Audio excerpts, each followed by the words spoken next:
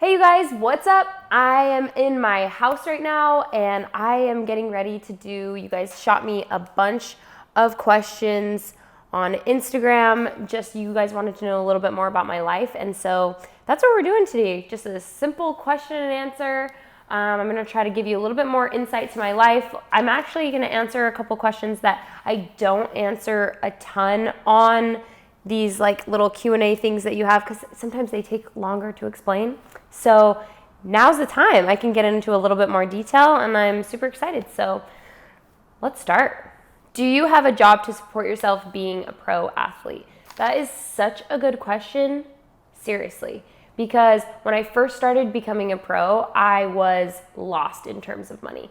I did have a full scholarship and I worked really hard in college, and so I graduated with like a few Ks in my bank, but I ran out of that really quickly when I decided to move to Santa Barbara, California, where it's incredibly expensive, and I ended up getting a job as a nanny. I babysat a lot because that was kind of the only job I could have where I could work out all day and then still be able to pay my bills. Now I have the ability to have amazing sponsors that help me get through. That's kind of how I make my money now. It still is a lot of hard work and I love working with these companies. So yes, I kind of have a job, but I feel like I'm lucky enough to say that track and field can finally be my full-time career. Where is your favorite place you have lived? So I am from Idaho. I went to school in Utah. I moved to Santa Barbara, then I moved to England, and now I'm in San Diego. I feel like I want to say that my favorite place to live is San Diego because I love it here so much, and every day I wake up and it's just so beautiful and nice every day. It makes me so happy. But I think that my heart is always going to be with England. That year that I spent in England was one of the best times of my life, and every day I woke up and I just felt like I was living in a magical fairyland. So I would have to say England, Bath. It was like amazing, and I really want to go back there. Like, please let me live in England again. All right, it says, what is your dream vacation? I feel like there's a million different places that you can go. I feel like vacationing is incredible, but my absolute dream vacation, I love cruises. Like, I love them so much. And I would love to go on a Mediterranean cruise for like 2 weeks that just goes all over Greece and Spain. So you can kind of go to all these destinations, but then you can go back on your cruise ship and eat whatever you want and be entertained all day. That is my dream vacation for sure. In fact, I'm gonna go try to get on one right now. What is your biggest fear? So I would say I have an irrational fear and then like there's real fear. I think my irrational fear is birds. I really don't like birds. They're terrifying. When I was young, I had a bird that was sitting on my car. When I say young, I mean like I was a junior in high school. I wasn't that young. But oh, I'm kind of a loser. Love me anyways, okay? Anyways, so there was a bird on top of my car and I was on my way to school, and the bird must have not seen me, which I feel like birds, that's like your only job, is to like understand your surroundings, and you have wings, like you have no excuse. Well, anyways, the bird was on my car. I legit did not see this bird. Like literally the bird came out of nowhere. And I had dropped my keys right before I had opened my car door, and I was like, oh shoot. So I went to go pick up my keys, and I opened up my car door at the same time. And when I opened up my car door, I think I scared the bird. So the bird like dove down and I shot up because I was in a hurry. So I bent down, shot up, and the bird was like swooping down, and the bird got caught in my ponytail. So I had a ponytail and it got caught in my ponytail, and it was probably only stuck in there for like a second, right? Like a full second, maybe a couple seconds. But it felt like it was on my hair for years. And it pooped all over me. And I called my dad and I was bawling. And I was like, I am not going to school today. You can forget it. And he forgot it. He was like, all right, like, see you later. And I went and I cried. And it was just horrible. In terms of real fear, I feel like somebody who really likes to control situations. Like if I want to get better, I want to work hard to get better. And if I want to like lose weight, I can control that. Like I feel like I can really work hard and like do that myself. And things that scare me are things that, you know, kind of like are out of your control.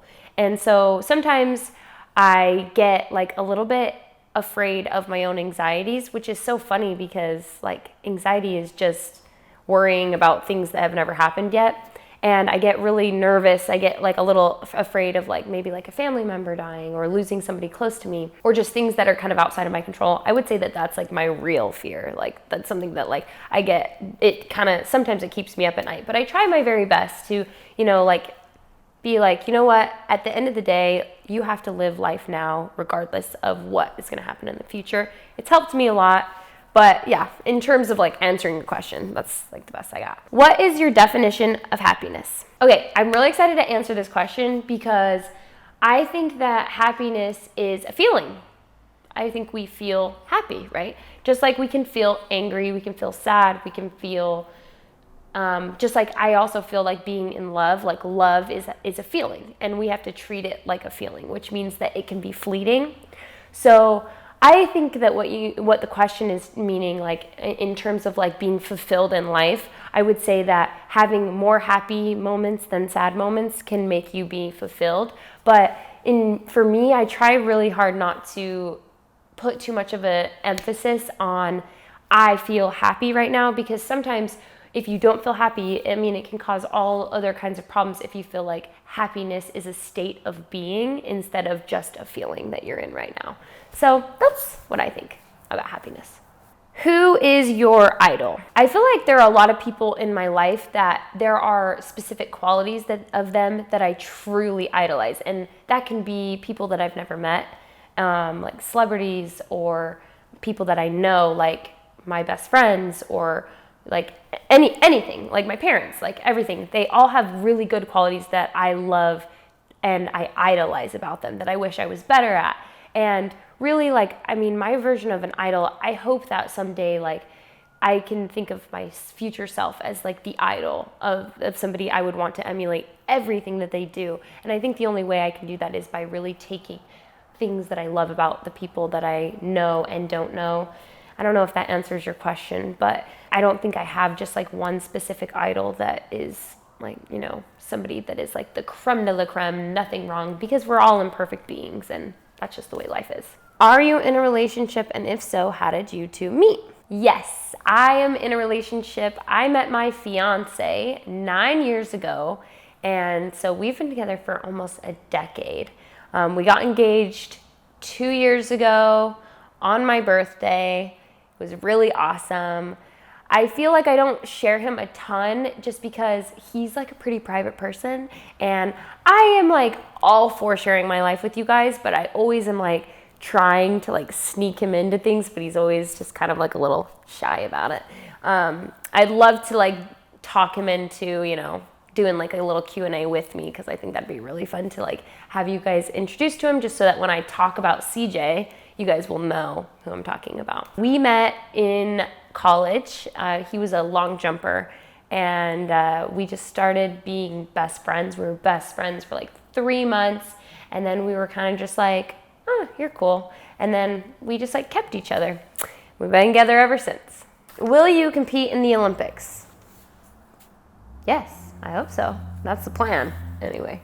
So let's send it out there. Chari, Olympics. Olympic gold medal. I'm good at winking. I know. What do you think about women doing the decathlon? So just to give a little bit of backstory for anybody who has literally no idea what a decathlon or a heptathlon is, because that's probably a lot of people in the world. The heptathlon is like 7 different track events, and the guys do 10 different track events. A lot of people have been wanting women to get more into the decathlon, so it's more of like an equal opportunity thing. First of all, I think that's awesome. I am personally not a fan, because I think it's honestly because I know what 7 feels like. And so if instead of having to do 4 one day, 3 the next day, event-wise, I had to do 5 and 5, I think I would just be like, nah, I'm good. But I have talked to a decathlete woman who, she said she likes the decathlon like so much better than the heptathlon. So, I mean, you can't really knock it until you try it. But in my own first instinct, I'm thinking not for me, but I think it would be really entertaining to watch. When is your birthday? May 21st. So wish me happy birthday and send me money on my birthday with dollars in cards. Thanks. Bye. What high school did you go to? I'm from Idaho, and I went to Madison High School, and yeah. Do you have a strict diet? And then other people ask me, like, do you count calories? What kind of foods do you eat? That was like a big question that a lot of people asked me. Yes and no. I eat as healthy as I possibly can, but I do not count calories just because growing up, I had an eating disorder. And so I just have to be very careful because it's a slippery slope, you know? And I think if you've never had an eating disorder before, it kind of seems like, okay, weirdo. Like, but if you have had it before, you understand, you know, it's something that kind of creeps back into your mind every once in a while, like especially if you start getting like really strict with what you eat. So I try to be very proportionate with like the meats that I eat because I feel like that affects my body the most, is the amount of proteins that I'm getting. And then I just make sure I eat enough food and make more than half of my dinner vegetables. And as long as I do that, I feel like I get enough nutrients, I feel healthy, and I have enough energy for track. So that's all that matters to me.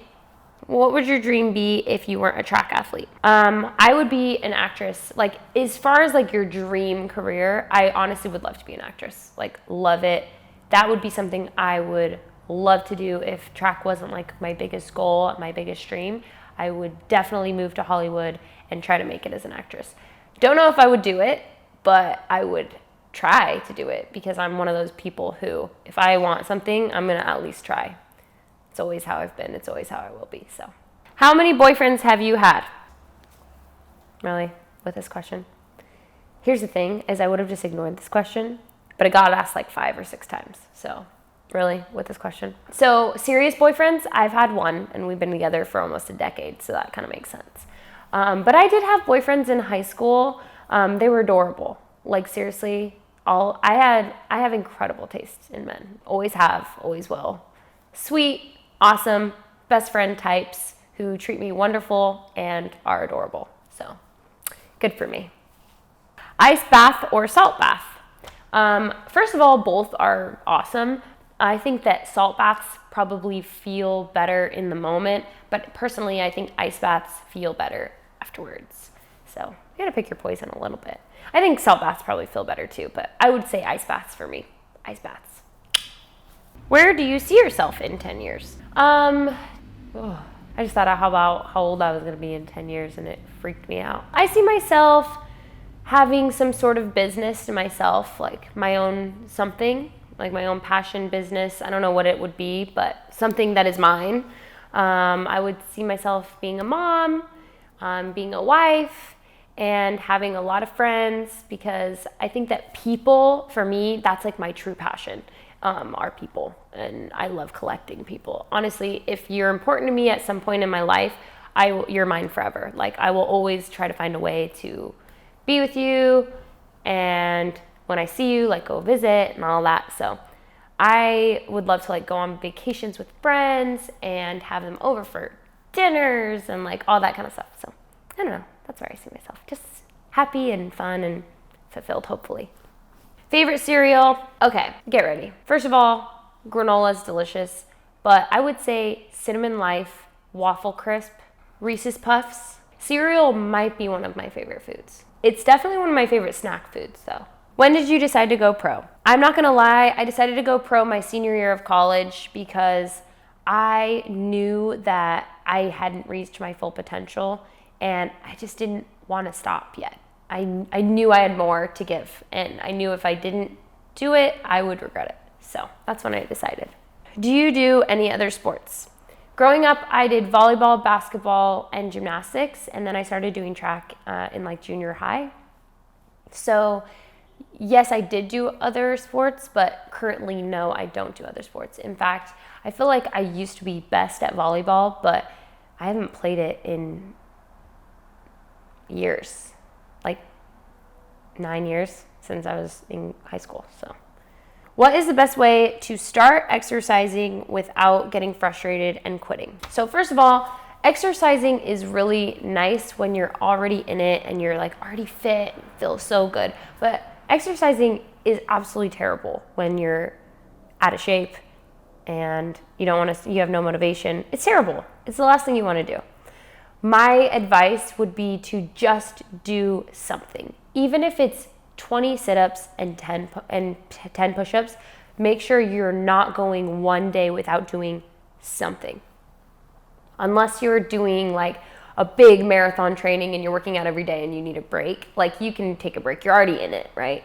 But like in terms of just like really taking the steps to get healthier, just consistently doing anything every single day, it's gonna make it easier, because then you're gonna start noticing that those 10 push-ups are getting a lot easier, the crunches are getting a lot easier, and you're gonna be like, oh, I'll do 20. And then you can start doing it. And once you start seeing your own self improve, it's gonna be a lot easier to continue going. So just do something, even something little, every single day. And that's just my own advice. All right, so that is all the questions that I'm gonna answer today. I hope you guys learned something about me. If you thought this was entertaining, give it a thumbs up. Make sure you just subscribe so that you never miss a tip on the track or just randomness from me. And thank you guys so much for watching, and I'll see you next time.